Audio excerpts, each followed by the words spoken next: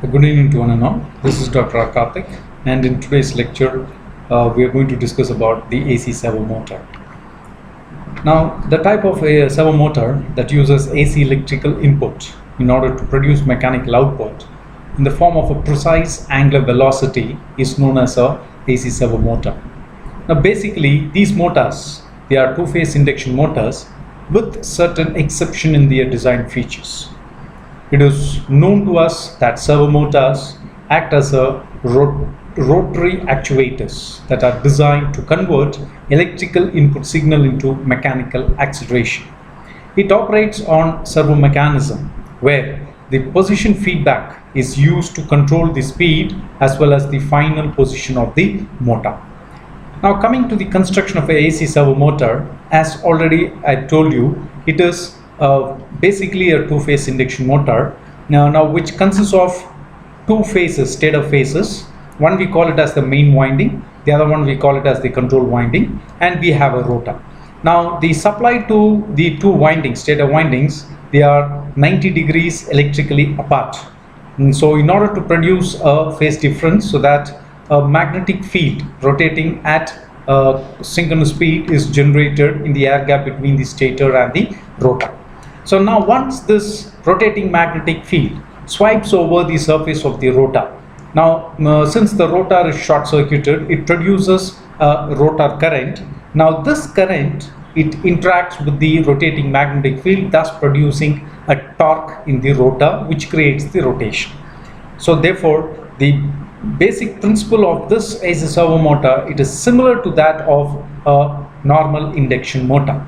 So we can see it mainly uses two types of rotor construction. One we call it as the squirrel gauge construction, and the other one is a drag type rotor, drag cup type rotor. So now then, what's the basic difference between a normal induction motor and a AC servo motor? Now here you can just see the torque speed characteristics of both a normal induction motor and a AC servo motor.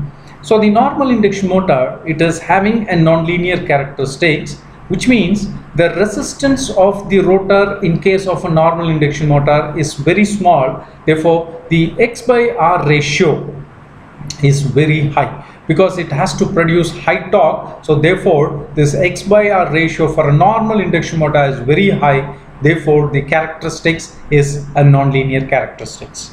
Whereas for a AC servo motor, now we can see it is almost a linear characteristics. Now here the X by R ratio is small, which means the resistance of the rotor in a AC servo motor is very high.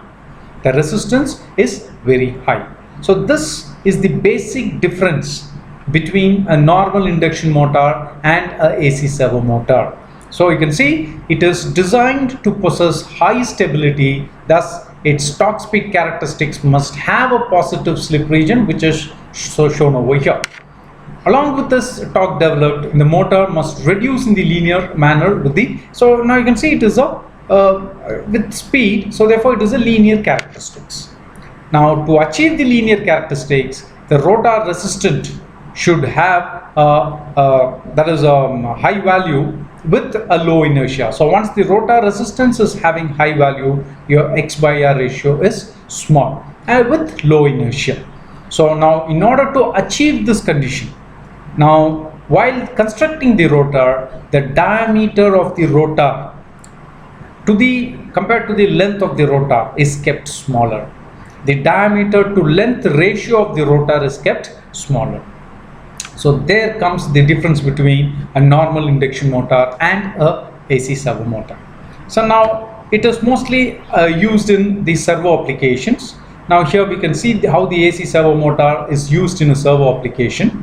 Now as discussed before, now it consists of two phases. One we call it as the main winding, that's the fixed phase, and the other one is the control winding, the control phase. So the fixed phase, now we apply a fixed supply of constant magnitude to the stator winding. Whereas the control winding, the control phase where the voltage can be controlled, now it is applied through a servo amplifier, and both the voltages, they are 90 degrees apart. Now we can see the application here. It is to position the gears So the position is sent to the servo amplifier, which is fed to the control winding of your control, that is a servo motor. So this is the basic application of your AC servo motor with respect to your servo applications. Now the transfer function, how to derive the transfer function of your AC servo motor. Now you can see the transfer function of AC servo motor, it is based on the linearity assumptions. So what is this linearity assumption? Now just by looking into the characteristics, the torque speed characteristics, now we can see, now as the voltage, control voltage increases, now what happens is you can see the linearity is a little bit lost, and that too at high speed. But whereas for a little bit control, there is a very small control voltage and low speed, now you can see the curve is almost linear, that is around the origin, that is this curve E0. It is almost linear around the origin. So this is the condition what we have to achieve, because the servo motor mostly they are used for low speed applications rather than high speed applications. So therefore at low speeds and small control voltage, now we can achieve the perfect linearity curve of the AC servo motor, which is the requirement for the servo application. And we can see the transfer function of AC servo motor is given by Km divided by tau m s plus 1. Now where Km we call it as the motor gain constant and tau m we call it as the motor time constant. So thank you for listening. Have a good day. Thank you very much.